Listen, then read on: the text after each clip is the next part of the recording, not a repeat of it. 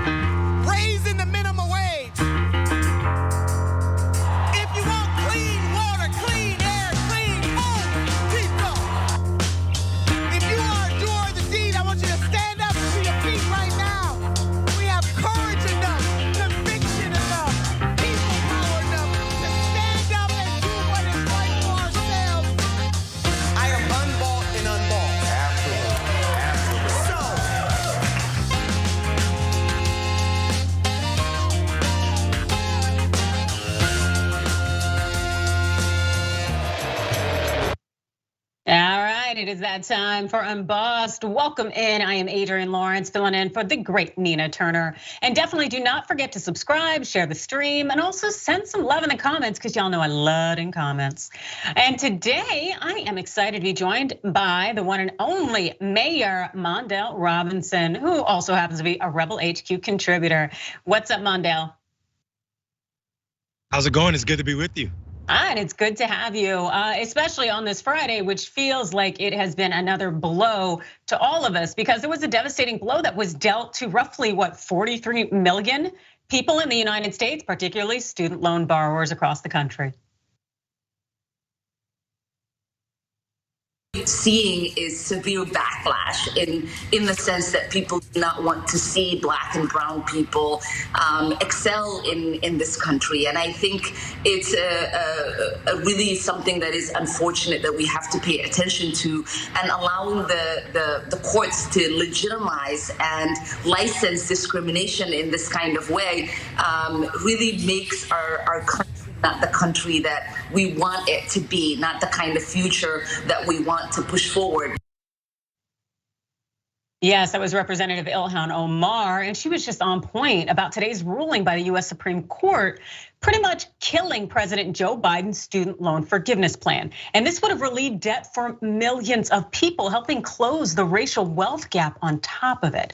But before we hit those racial elements, here's the headline from the New York Times. Yeah, it reads, Supreme Court strikes down Biden's debt forgiveness plan. In a 6-3 decision, the court's conservative majority rejected President Biden's plan to cancel more than $400 billion in student loan debt, for millions of borrowers. It would have been one of the most expensive executive actions in US history, and now it has been kiboshed. And here's a reminder about how Biden was trying to execute this feat. President Biden contended his administration had the authority to forgive student loan debt under the Higher Education Relief Opportunities for Students Act of 2003, which was the HEROES Act. The law allows the education secretary to waive or modify loan provisions in response to a national emergency, such as the coronavirus pandemic, which hopefully we all survived. But as you can see from this next graphic up here, that the 6 right-wing conservative justices, they came together to reject Biden's efforts. Yeah, that's right. John Roberts, Thomas, Alito, Gorsuch, Kavanaugh, Barrett, 3 of them put on that court by Donald Trump, illegitimate means, and we just know that they were not here for relieving the debt. And writing for the majority, well, Chief Justice John Roberts stated this: the secretary asserts that the HEROES Act grants him the authority to cancel $730 billion of student loan principal. It does not. We hold today that the act allows the secretary to waive or modify existing statutory or regulatory provisions applicable to financial assistance programs under the Education Act, not to rewrite that statute from the ground up. Now, Biden's plan would have canceled up to $10,000 in federal student loan debt for many borrowers, $20,000 for Pell Grant recipients, which are those who grew up in extremely impoverished conditions. And that would have had an impact on about 1 in 8 Americans, because there are so many individuals out there who are holding student loan debt. And here's a look at those outstanding loans, which we know are comprised of not only big amounts, but small amounts too. And they impact so many people. Absolutely, as you can see there, thousands of people, millions out there. 33% have less than $10,000. But there are 7% at more than $100,000. And as somebody who has 3 advanced degrees, 1 being a JD from what was the most expensive university, law school in the country when I went, I can tell you, I know what it's like to have 6-figure debt. Unfortunately, I have very, very little today, but most people don't have that.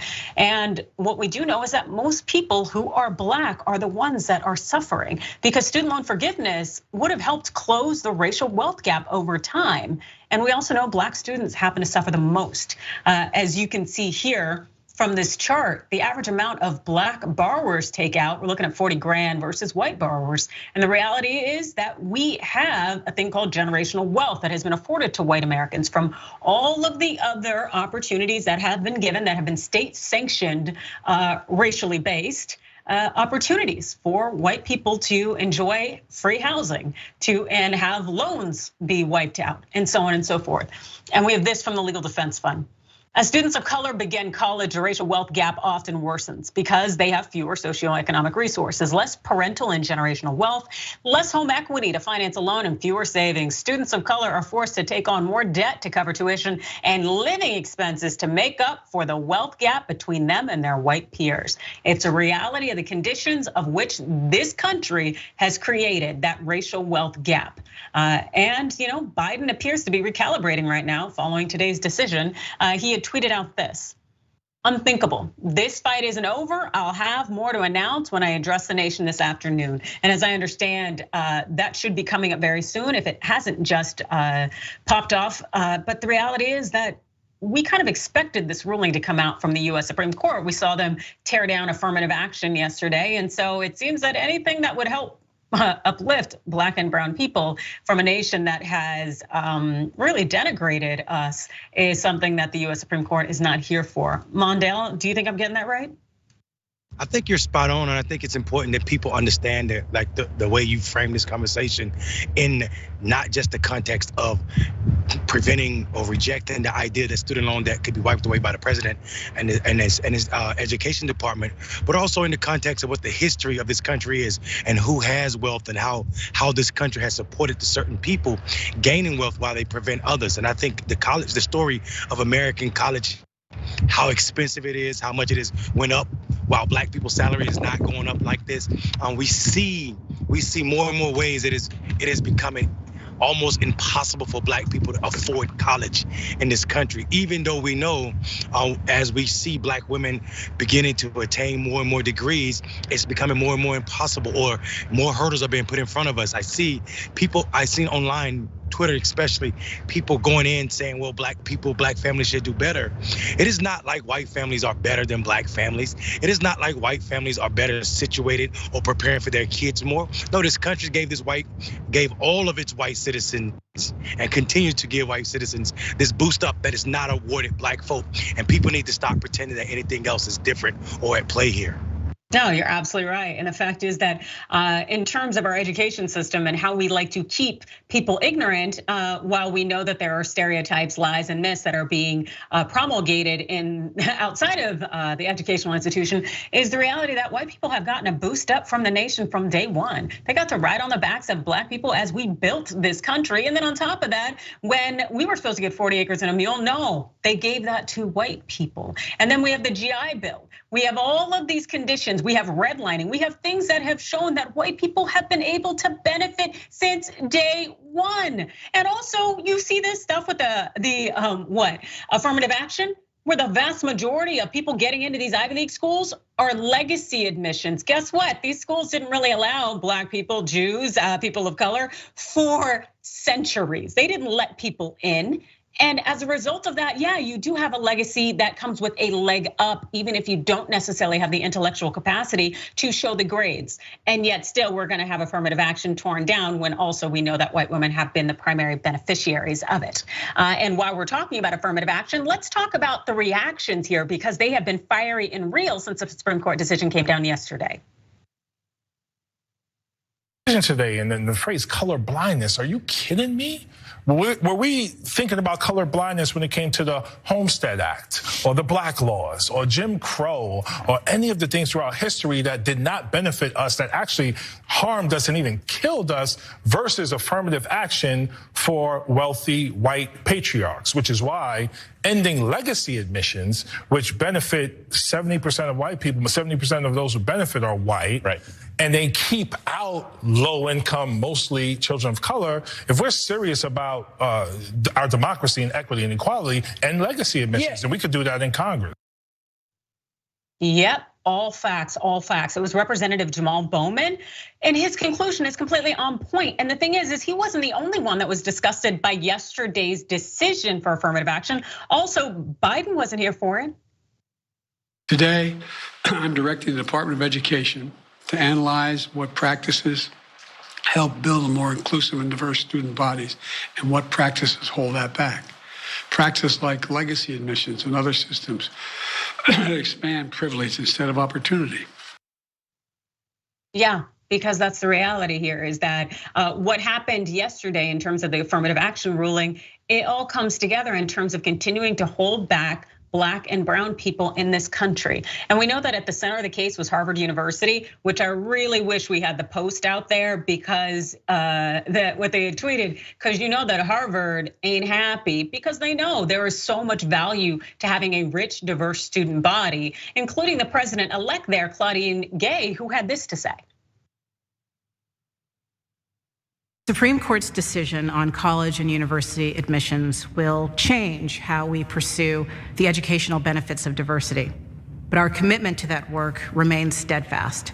It's essential to who we are and the mission that we are here to advance.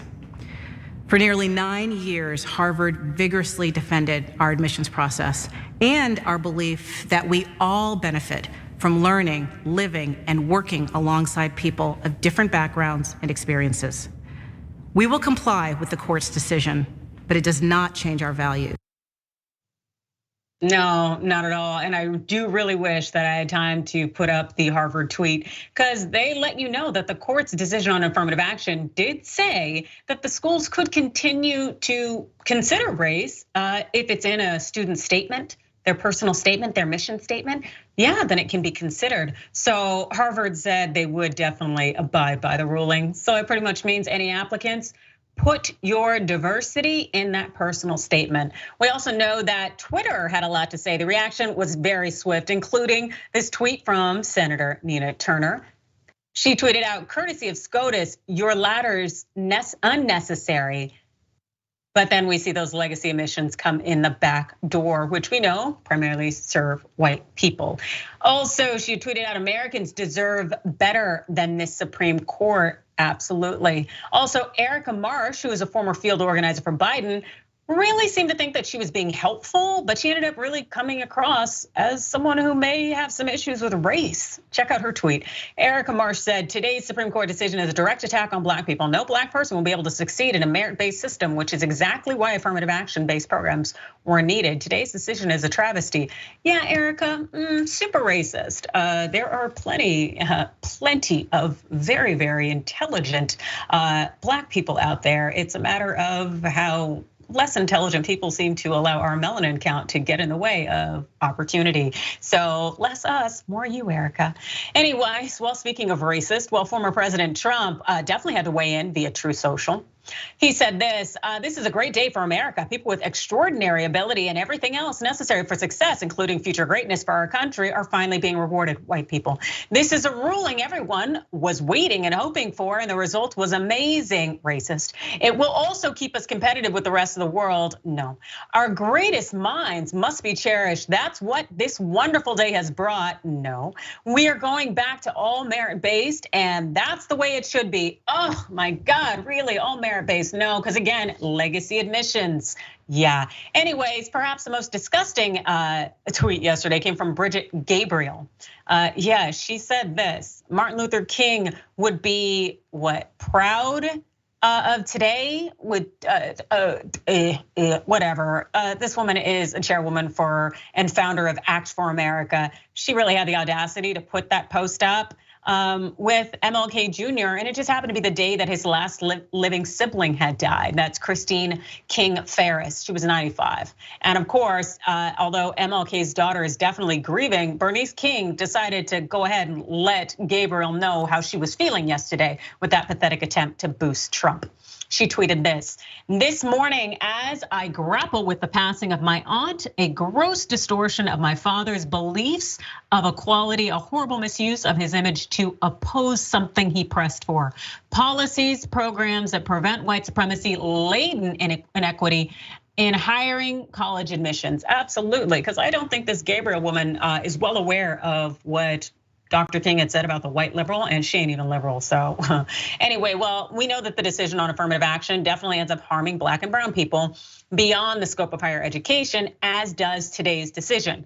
But if you're wondering about legacy admissions, as mentioned, they are perfectly intact. This from Axios. While affirmative action has ended, legacy admissions, which have existed since before Jim Crow, will continue. Those policies essentially help white students from upper middle class and wealthy families. So all of you white people who are living paycheck to paycheck, are working so hard to be able to afford the basics and to do well guess what? To the extent that you're out here blaming black people and brown people for not getting into schools, you just played yourself, because all this does is give a greater bump to legacy admissions. And the Biden administration is well aware of that, but still the Dems are coming to your support, because as you heard with Biden explaining, they're gonna be doing something. Yeah, they've already released an outline for addressing the ruling, proposing new standards for colleges and universities when selecting among qualified applicants, providing colleges and universities with clarity on what practices are okay, convening a national summit on educational opportunity, and so on. The reality, again,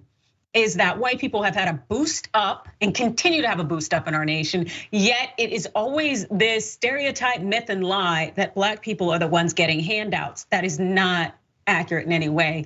And we saw that with the affirmative action ruling that just came down. And fortunately, there are people who recognize the inequities in our society, that melanin count should not hold you back, nor should it prevent you from being able to access opportunities. And they are willing to institute the necessary policies to make meaningful change. Mondale. Yeah, I think listen, first of all, that's a lot, right? And this is all in 1 week in America. The idea that, we have the Supreme Court at the same time that they tackle or eliminate affirmative action, hearkening back to maybe Donald Trump is onto something with the conservatives about making America great again. They should just go ahead and name it what it is, making America as white as possible again, right? So we see what's happening with the Supreme Court. We see what's happening with Republican policies. If people aren't careful, America will not be classified as a democracy.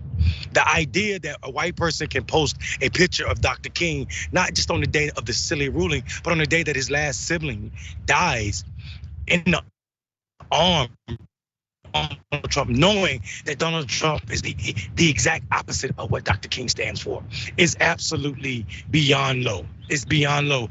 But it shows Republicans don't care about what's factual, what's necessary. They just care about what's going on.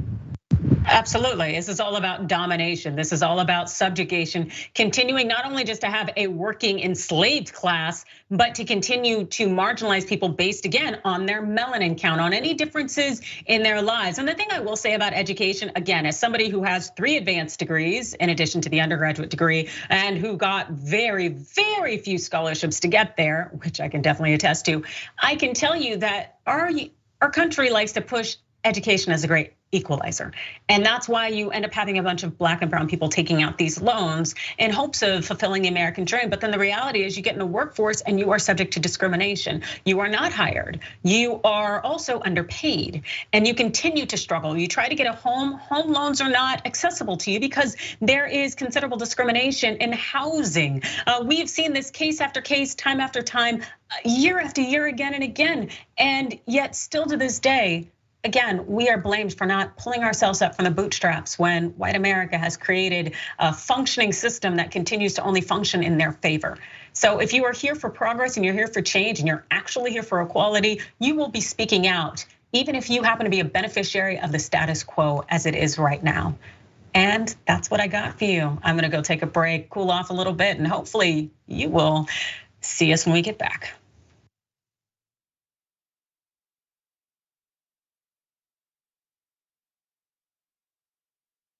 Welcome to Indisputable.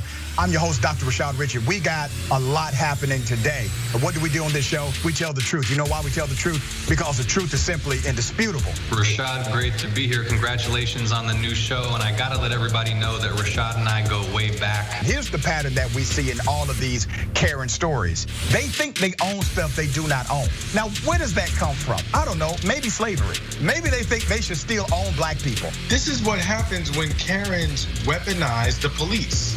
When you're used to privilege, equality seems like oppression. It hits you in a certain way when someone is holding you against your will, treating you like you're a criminal and you're an innocent person. This is something that black people face no matter where they are. A stronger black economy lends itself to a stronger, greater economy. Don't think it's exclusive of you, it's inclusive of you. What's your beef with critical race theory? It adds more fuel to the fire of the racist tendencies that we already have. We have a generation of problem solvers that can remedy the problem if they are properly taught what the problem is. You know who created redlining in this country?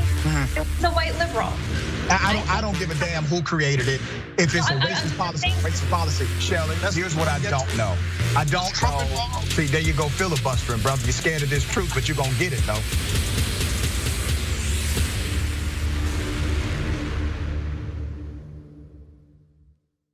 Climate is changing fundamentally, extremely, and non-linearly. It's becoming worse now. It's not when the levees burst that is the problem. It's in the anticipation of that. So I hope every human being is safe. And by human beings, I do not include multinational corporations, especially the ones that started climate change in the first place. What we're currently doing right now in cutting emissions is clearly not enough. There will be ramifications to what Trump is doing. I don't want people to suffer, but I feel like there's gonna be a lot of suffering because we have an imbecile as our leader.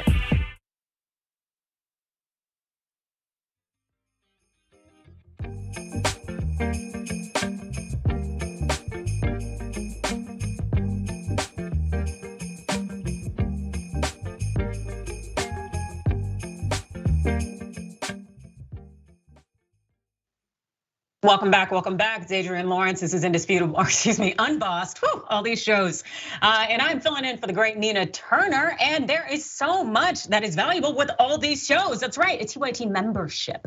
Yes, our mission is always to boldly pursue truth across the platform. We challenge the establishment, we drive positive change. So make an impact and support us as a member. Sign up at tyt.com/join. Also, you heard me, almost rep for Indisputable. That's right, that's Dr. Richey's show, and he is on Sirius. Join Dr. Richey Sundays on Sirius XM, channel 126. The Dr. Rashad Richey Review. Check it out, Sirius XM Urban Views. That's Sunday at 1 Eastern. And also, have you checked out our podcast? That's right, Unbossed. Get it. Go ahead, Apple, Spotify, Google, wherever you get your podcasts, search for Unbossed with Nina Turner. Click follow and rate us 5 stars. Twitch, let me get to you. That's right, Dissident PM says, Adrienne, it always makes my day to see you. Absolutely, thank you for the love. Also, he said, one of the central tenets of fascism is to destroy people's ability to accurately observe and ascribe the political realities around them. The GOP and right-wing media have successfully completed this step. That makes it more imperative than ever to call a spade. You're damn right. Metal Kitty Mom says, I love the calmness of Mr. Williams. Poggies, interesting. YouTube Snapchat says, not equipped. Woohoo, Adrienne and Mondale. Yeah, Winter Dragon, Mondale on the road. That's right. And Smurfy from the TYT members says the cost of higher education alone is a very high bar to get over. Absolutely. And Salty T says, I feel we are on a very slippery slope at the bottom of quicksand. Yes, I couldn't agree with you more, but there has been some good news that has arisen in the time. That's right. Biden is out here flexing. He responded to today's ruling by the US Supreme Court, essentially dismantling his promise of student loan forgiveness. And this is basically what he put out there. He said, in the wake of today's Supreme Court decision on student loan relief, we need a new way forward and we're moving as fast as we can. Here's what's next. First, I'm announcing a new path to provide student debt relief to as many borrowers as possible, as quickly as possible, grounded in the Higher Education Act of 1965. Just moments ago, Secretary Cardona of Education took the first official step to initiate this new approach. We're not wasting time. Second, we're creating a temporary 12-month on-ramp to repayment. This is not the same as a student loan pause, but during the period, if you miss payments, this on-ramp will temporarily remove the threat of default or having your credit harmed. This fight isn't over. All right, I appreciate that very much. The fact that Biden is willing to look for other avenues and implement them and stop trying to keep this whole centrist middle ground, unite the right and the left. Yeah, I think that's necessary, especially if he wants to stay in office. And something else I think is necessary would be for him to address the other pivotal decision that came down from the Supreme Court today. This is a license to discriminate at the highest court. I think that this is a pattern that we've been seeing with the Supreme Court, where they're taking away rights instead of broadening rights for marginalized communities. We saw it yesterday, we saw it last year with Roe v. Wade for women, and now we're seeing it against the LGBTQ community. So we're seeing a pattern, we're part of it. Where does this stop? So what business can now deny myself and my wife access when we walk in? And I think they've left that really broad. I haven't read the decision yet, but from the top line analysis of it, I think that this is an open license to discriminate against LGBTQ people in America, which this court has signaled they want to roll back marriage, they want to attack the LGBTQ community, and this is their first step in doing so. Yes, that's right. That was GLAAD President Sarah Kate Ellis speaking on the Supreme Court's decision today that expanded the discrimination that's possible against the queer community as well as other communities, because again, the decision was pretty broad. Here's the background on the case per the Huffington Post. In 303 Creative versus LNS, amateur web designer Lori Smith asked the court to grant her the right under the First Amendment to refuse service to gay and lesbian couples due to her Christian religious beliefs, because we know Jesus loved to ostracize and mistreat people. But Smith's request was wholly speculative. She had not been hired to make a website for a same-sex couple and therefore had never refused such work.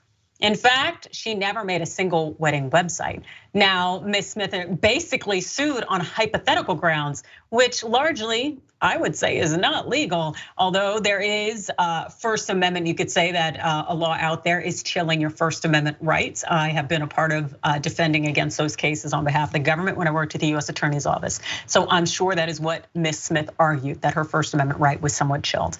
Anyways, Lori Smith has claimed that Colorado's Anti-Discrimination Act, which prohibits denial of goods, services, and facilities because of disability, race, creed, color, sex, sexual orientation, gender identity, gender expression, marital status, national origin, or ancestry, violated her First Amendment right by requiring her to take commissions with what she said was a message she did not agree with, specifically websites celebrating the weddings of same-sex couples. Now, this underlying claim, because remember, she attacked that Colorado statute, which includes a lot of categories.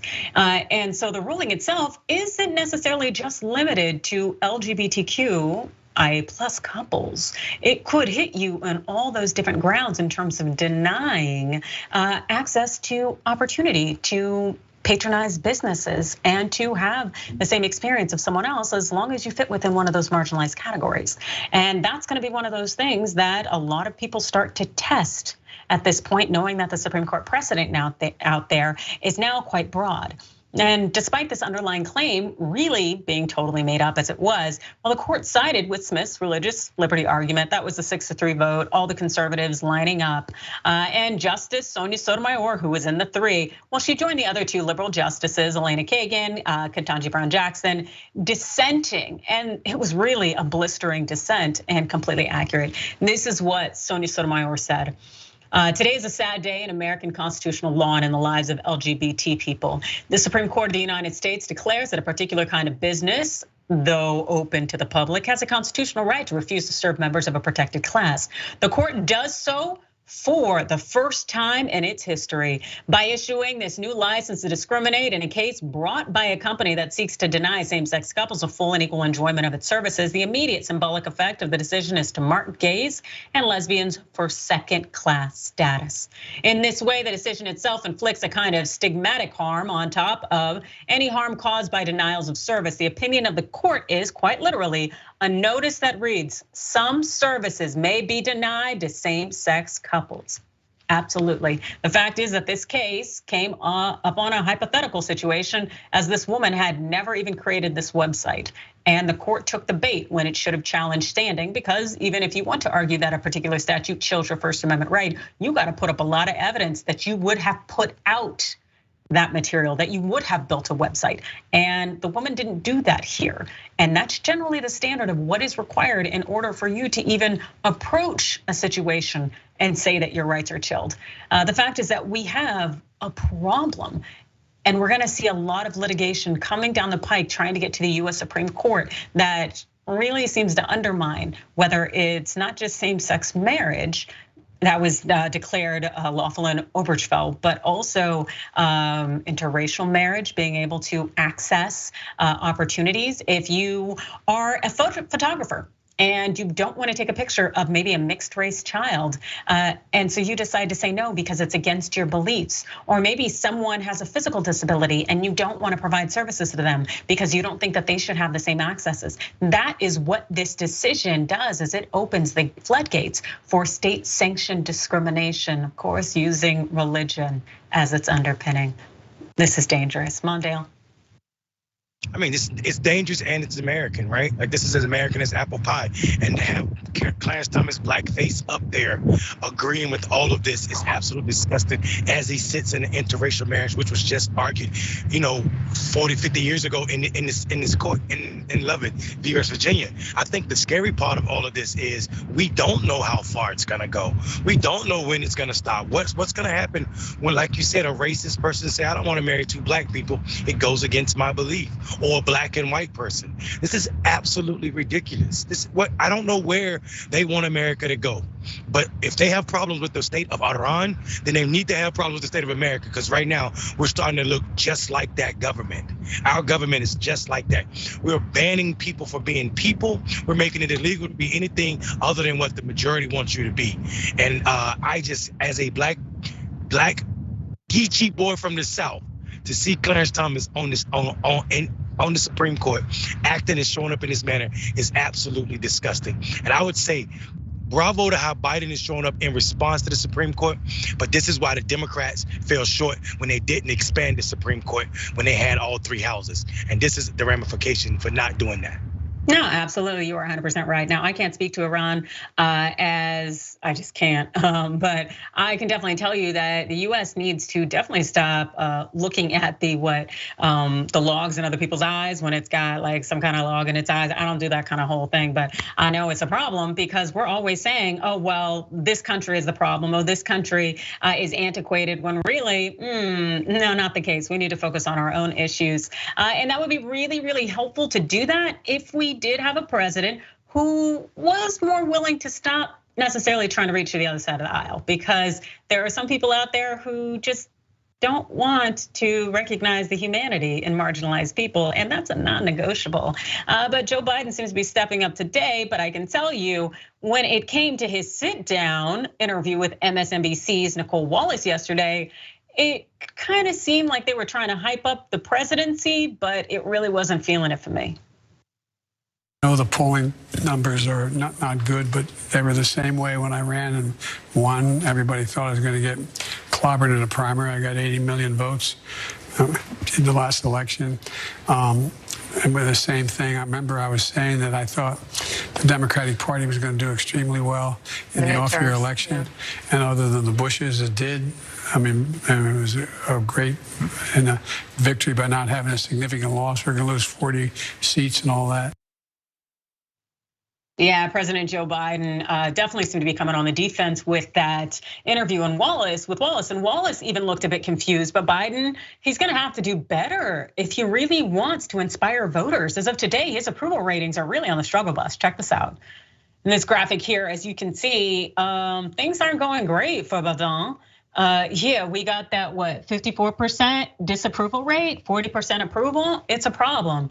And Biden, after addressing this particular issue, he was then asked about the Supreme Court's ruling on affirmative action and whether or not he would consider expanding the courts. I think we know he punked out. You said this court is not normal. What did you mean? What I meant by that is it's done more to unravel basic rights and basic decisions than any court in recent history. And that's what I meant by not normal. It's gone out of its way to, I mean, for example, take a look at overruling Roe v. Wade. Take a look at what the decision today. Take a look at how it's ruled on a number of issues that have been precedent for 50, 60 years sometimes. Before I got elected, while I put together a group of constitutional scholars, do you try to expand the court, which I think is a mistake after all the judgment was that doesn't make sense, because it can become so politicized in the future. Afraid the Supreme Court would become politicized. Really, bitch? Have you looked at that? I'm sorry, excuse me. Anyways, we know Biden's refusal to expand the Supreme Court, it's problematic. A lot of us feel that way, Nina Turner included. Yeah, she tweeted out this: POTUS must come out in favor of expanding the Supreme Court. Very basic, very true. That's what we need, because clearly these 9 are problematic, minus the 3 that I like. But anyway, Rashida Tlaib put this out. Yeah, expand the court. Seems pretty simple to me. Also, Jamal Bowman, we must expand the Supreme Court again. Yes, because it has been expanded before. This isn't something that would just be out of left field. No, this is an actual thing that has been done in the past when it was necessary. So let's just do it now. Mondale, am I crazy? No, you're not crazy. And this is not even the largest the court has ever been. So for Biden to sit on TV and say, oh, it's a weird or wild idea is unbelievable, and it's also him giving half-truths to the TV. He should not be talking about what happened in the last election, because America looks at him different than it did before he was president. So his numbers now are, like you said, extremely scary. Biden pretending that his numbers puts him in a safe place against any Republican candidate is absolutely ridiculous. Biden looks very feeble in this interview. What I saw was not something strong, not something presidential. And the fact that he's still going against the base that he needs to show up again. If you're not going to be strong on this issue, expanding the court, and you've not shown up as a strong fighter for all the issues that you bet your name on in the last presidential election, people will be sitting at home and sitting this election out, which means we may be seeing another Trump presidency. Absolutely, because the reality is that Biden may not fully appreciate the fact that he is not looking that strong, as you've noted, Mondale. He's physically not looking that strong. He looks like he gets a 10% discount at Sizzler. Like, we got a problem here that we need fully appreciated by those in leadership. And it seems like everyone wants to pretend that is not the case. And the thing is when he was asked about the direction of the Republican Party, well, Biden had this to say. There's still a lot of really good Republicans. Out in the country. No, yes. And in the Senate. Who? Well, I think Mitt Romney's the first guy. There's a lot of them, but not Mitt, but others have come to me since I've been elected. Now it's 6 Republican senators. 2 came at one time and the other 4 alone to tell me, Joe, I agree with you, But if I'm seen to do it, I lose a primary. It's not a profile in courage, but I still, you know me, I'm an eternal optimist. I still think there's going to come a moment when they're going to be able to break. And by the way, remember when I said we could still do bipartisan things? They said they couldn't do it. Well, we didn't get a lot, but we got a lot of bipartisan things done. And now they're running on your bipartisan accomplishment. I think that's a sign. Like I said, I'm going to be down there congratulating you. Biden saying there's a moment when they're gonna come to break. Yeah, they're gonna break something off and then. But the fact is that Biden is not fully appreciating. The reality is that this isn't the Republican Party from the 1970s, like when Biden probably first started in Congress, that this is a Republican Party of Donald Trump, where there is no shame, where the thought that things need to play somewhat fair is not actually there. And also we the people have grown. Social media has come to fruition. People have voices. Things are changing by virtue of the fact that everybody has a platform and a megaphone. And we know about the real lived experiences of individuals out there. Really, the newsflash to Biden, the fact is that Republicans are not drifting away from Donald Trump. Check this out. This headline here from PBS NewsHour. Republican support for Trump has increased even as he faces dozens of felony charges. Wake up, Joe Biden. We also know 76% of Republicans and Republican-leaning independents said that they hold a favorable view of Trump, up 8% percentage points since mid-February. Furthermore, as of Wednesday, June 28th, 10 senators and more than 60 House members have announced that they're backing Trump in 2024 or express support for his bid, even as he faces criminal charges in New York. Just 2 governors have endorsed the former president. Really? Does that really sound like, oh, there's some good Republicans out there? Yeah, I'll give it to you. Mitt Romney, like he isn't as bad, but that don't make him good. I'm not gonna be out here and be like, oh yeah, that Klansman is kind of cool. Like, come on. If Biden would please act like he is part of the team, because my God, everyone is pretending this is a sport when it comes to our humanity and politics. I'm exhausted, Mondale. Listen, you say something powerful. For them, it is a sport, right? Like this politics ain't really killing white folk. It's killing black people though. So it's not a sport for us. It's a life and death thing. And it shows up in the way that Joe Biden pretends that there's a lot of good Republican and he can rattle off 1 or the 6 that came to see him when it's half the country is Republicans and more than 30 or 40% of them are diehard Trumpers. No, there are no good Republicans left. If they were, Liz Cheney wouldn't have got kicked out. And she was a good conservative, not good for me and what I believe in, but she was good on conservative policies. These people are good on crazy, including Biden, for saying this idea or this talking point that sounded a lot like he cared more about bipartisanship than he does about black people dying. Like if I gave a damn about bipartisanship, I would be okay still being enslaved, or my ancestors have been enslaved. Bipartisanship has never got black people anything, definitely not got us closer to equality. So I'm tired of hearing Democrats bragging about bipartisanship when you hear Republicans getting canceled for it. Absolutely, without a doubt. The fact is that my humanity, your humanity is a non-negotiable. And I really wish Biden would act accordingly. And yes, pushing through with this student loan forgiveness is important, but really, is that enough? And I would say no. We need a ruthless leader who is willing to be as ruthless as the GOP has been when they've been in leadership. We need someone who stops trying to reach across the aisle and is more really willing to reach out and grab some folks by the neck. Of course, figuratively, not literally, unless, hey, if you're gonna bring it, bring it. Anyway, we're gonna head for a break. See you in a moment.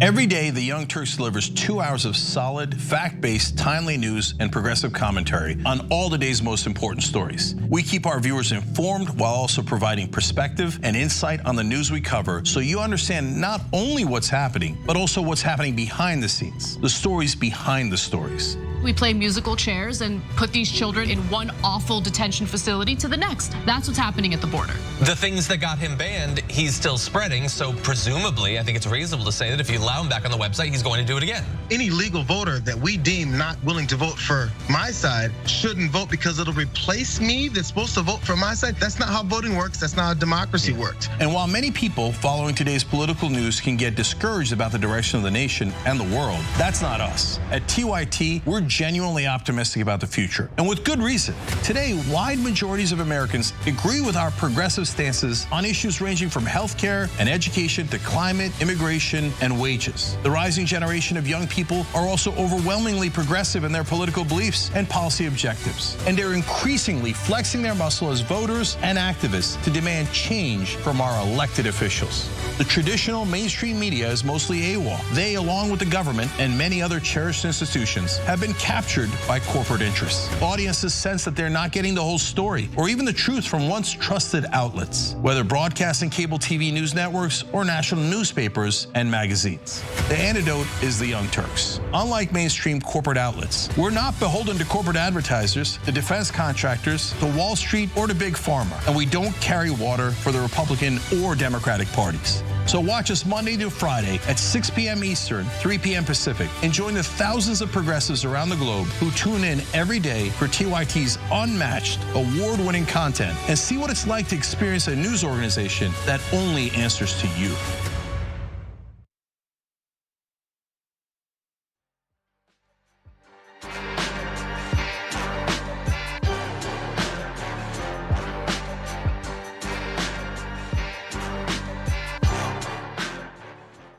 Welcome back to Unbossed. It is Adrienne Lawrence filling in for the great Nina Turner. Let's hear what y'all got to say. So on Twitch, Dissident PM says, damn, SCOTUS was really busy tearing apart the country lately. Oh yeah, and they're not done yet. Please, the court just took up a case on whether domestic violence convictees can be firearm owners. So I think you can expect what's gonna happen there. Airship Right says, if you want to be a racist, sexist, bigot, POS, do not open a public business, start a private club where you and the rest of the members can wear your robes and hoods. Thank you, thank you. YouTube Super Chat says, Christina Eliza Brown says, I adore Adrienne, she's so fierce, love you too. What makes me so proud was the day I watched TYT with my daughter, JR, Dr. Richie, and another black man giving news. As a child, I've never seen that, but TYT made the world a better place for our kids. I can dig it. TYT members, Wolf Dragon Donna says, love seeing you two here today. Thank you. Mountain Dragon, I know there has always been a president and vice president, but is there any way we can have 3 people run our country the right way? You know what, I actually am not really against it, but it is supposed to be a separation of powers. So that third person is kind of supposed to be the judiciary and then Congress. But as we know, there is a lot of problems as it concerns the presidency. And there's a group that doesn't want a certain person back in the presidency. Yeah, that's right. So as we know, what, 1/2 of the Koch brothers? Well, they may be 6 feet under, but their family empire very much alive and well, and they're fighting against Donald Trump. Check out this reporting from the New York Times. This headline here, Koch network raises over 70 million for push to sink Trump. Ooh, they trying to get him down by that Titan submarine. They're throwing their weight behind eliminating the GOP's leading contender for president. Now here are the deets on the donations that they have amassed. With some of this large sum to start, the network Americans for Prosperity Action plans to throw its weight into the GOP presidential nominating contest for the first time in its nearly 20-year history. The network spent nearly $500 million supporting Republican candidates and conservative policies in the 2020 election cycle alone. 2 groups closely affiliated with Charles Koch contributed 50 million of the more than 70 million that has been raised. David Koch died of cancer in 2019. I wish I felt bad. The conservative empire, we know, that's thrown a lot of money behind the difficult cause here, which I can appreciate, ensuring that Trump does not become the 47th president. Well, they circulated a memo amongst each other that really says that they hope to have a new president that opens and represents a new chapter. Also this, So some of the biggest donors in Republican politics, including some of the Koch network, have been hanging their hopes on Governor Ron DeSantis of Florida as Mr. Trump's most promising rival. But Mr. DeSantis has disconcerted many donors with his early campaign stumbles, slip in the poll numbers, and willingness to be the grand dragon out in the open. And here are the poll numbers that we can see. Who's ahead in the national polls? Check this out. It's still Donald Trump. That's right. Oh my God, those charges, that indictment didn't do a damn thing. People are not feeling DeSantis. Of course, I'm sure his wife isn't either. DeSantis is currently sitting at 23.5%. And we know surely some neoliberals will fall for the play by the Koch network, claiming that the network is on their side, but they really need to think again. Because at the same time that memo was circulated back in February saying they want a new leader who represents a new chapter, well, the group was doing some shady behind the scenes work. Here's the Guardian headline from February of that year. Check this out. Koch brothers advocacy group courts far-right Republicans it vowed to thwart. Americans for Prosperity Action recently invited two politicians who tried vigorously to overturn the 2020 presidential election. That really should tell you that the Koch brothers may not want Trump in power, but that doesn't mean they don't want to dismantle democracy and ensure that white male supremacy reigns. Because I can guarantee you that is what they're truly putting their money behind. Although now with what DeSantis not necessarily being the leader that they would like, it makes you wonder who they're gonna throw their money behind. Do you think possibly we could see another candidate suddenly emerge in this 2024 presidential race, Mondale? Listen, so people should not be fooled by the Koch brothers and think that they care about anything other than money, right? The Koch brothers are the founders. One of them dead, so I would say God rest his peace, but I mean rest his soul, but I don't feel that way. Yeah, he ain't with God. Keep him on. So, but they created, these brothers created ALEC. They are the money and the brain behind ALEC, which is the American Legislative Executive Council that saw filthy rich businesses get together in a space with electeds at the state level and write policies and basically have these people go back to their states and introduce them. It was at their conference that a Georgia state rep said, not only talking to a private business that owns prisons, not only can we build another prison, but we can fill it up quicker than it's finished being built. So this is a politician selling off citizens, promising to lock them up for the Koch brothers' efforts. So this is nothing pretty happening here. The money behind Trump is the same money they refused to spend money on Trump's election in 2016 when he won and 2020. So this idea that the Koch brothers supporting a Republican candidate is beneficial for folks that believe in progressive ideas is a slap in the face of anybody that's doing organizing work around marginalized people. This is the wickedness that is money in politics, thinking about the Koch brothers. Absolutely, and anybody who loses sight of that is going to be part of the problem because they're going to allow these individuals to sneak up on us with whomever they choose to truly back for 2024. And we are gonna probably be in a worse position than we are now, even though it's so difficult to even fathom. But what also is kind of difficult to fathom is the fact that we do have a holiday coming up and it's going to be absolute utter hell. Yeah, that's right, the earth is dying. And we know this because it's like 1,000,000 degrees and that's everywhere. We see, British people out there losing their minds, damn near want to, get braces and brush their teeth because it's so hot. It's wild. And we also know stateside on the other side of the pond, well, it's the most recent heat wave. It's currently hitting Texas, the southern US, Mexico, California here. It's gonna be 104 degrees in NorCal. This is hot and we're in our third week of a heat wave that's really gripped the nation with temperature records falling for days in a row, so we hope. Well, this chart will show you just how hot the US South has been over the past 7 days alone. So even the thought of the temperatures falling, no, that's it. High pressure system is bringing record high dangerous levels of heat to Texas, the American Southwest, Mexico, prompting excessive heat warnings in several cities and towns. This is not good. Extreme heat also hit India, China, Canada, widespread wildfires burning, and that's impacting the air. We know with those Canadian fires that New York and other places up there in the Northeast, they have been on the struggle bus in terms of being able to breathe. Heat waves are already the deadliest weather relating to a disaster in the US. Weather fatalities, check out this chart here. We know that heat-related deaths are the highest number of fatalities caused by natural disasters, essentially in the United States. So as much as we have issues when hurricanes come and whatnot, no, it's heat. Heat is the problem. This also per the Associated Press. The heat wave blamed for 13 deaths in Texas so far spreads eastward. It is moving and it's really dangerous. Daniel Swain, it's a climate scientist for the University of California, Los Angeles, that's UCLA, stated that most of the world's population has experienced record-breaking heat in recent days. But something else is adding to the fire: El Nino climate patterns. The hottest years on record tend to happen during El Nino. It's one of the most obvious ways that El Nino, which is a natural climate pattern, exacerbates the effects of climate change, which is caused by humans burning fossil fuels and releasing greenhouse gases into the atmosphere. And this extreme heat is also creating poor air quality.